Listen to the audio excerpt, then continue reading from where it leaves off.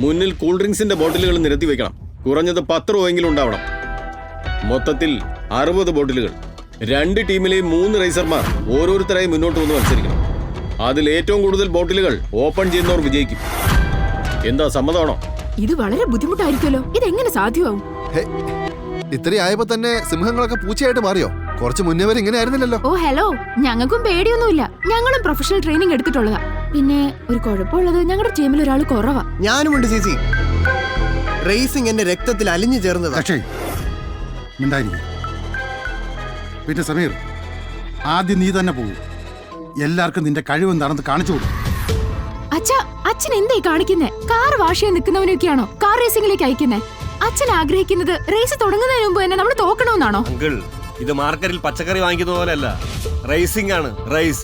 നിങ്ങൾ കാർ കഴുകാൻ വന്നവന്മാരെ കൊണ്ട് റേസ് ചെയ്യിക്കാൻ പോകുന്നു. അവൻ ഈ അവസരം കൊടുക്കാന്ന് പറയുന്നത് മുഴുവൻ ഗെയിമും അവന്റെ കയ്യിൽ ഏൽപ്പിക്കുന്ന പോലെയാ. അച്ഛാ, നിങ്ങൾക്ക് നിങ്ങളുടെ മക്കളോട് വിലയില്ലേ? ഈ കാറ് കഴിയുന്നവരോടാണോ വിശ്വാസം?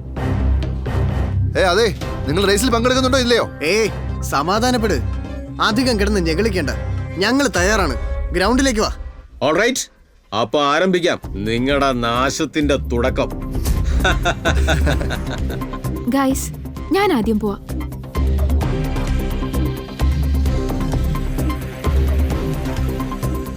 ഓൾ ദി ബെസ്റ്റ് ചേച്ചി.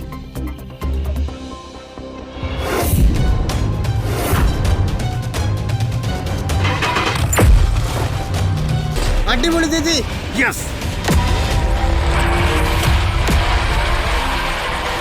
Nice job Ananya. ഓ ചേച്ചി, എനിക്ക് തോന്നുന്നത് ചേച്ചി ഒറ്റയ്ക്ക് തന്നെ ജയിക്കുമെന്നാ.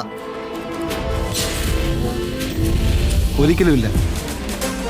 അവരുടെ കാറിന്റെ നിയന്ത്രണം നഷ്ടപ്പെട്ടിരിക്കുന്നു. എല്ലാ ബോട്ടിലും മറിഞ്ഞു വീഴും. എന്ത് വിട്ടിത്തുറ പറയുന്നേ?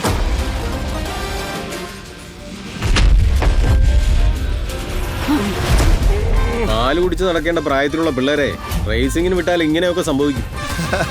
കഥയിൽ അടുത്തതായി എന്ത് സംഭവിക്കുമെന്നറിയാൻ dash reels Malayalam YouTube channel subscribe ചെയ്യുക.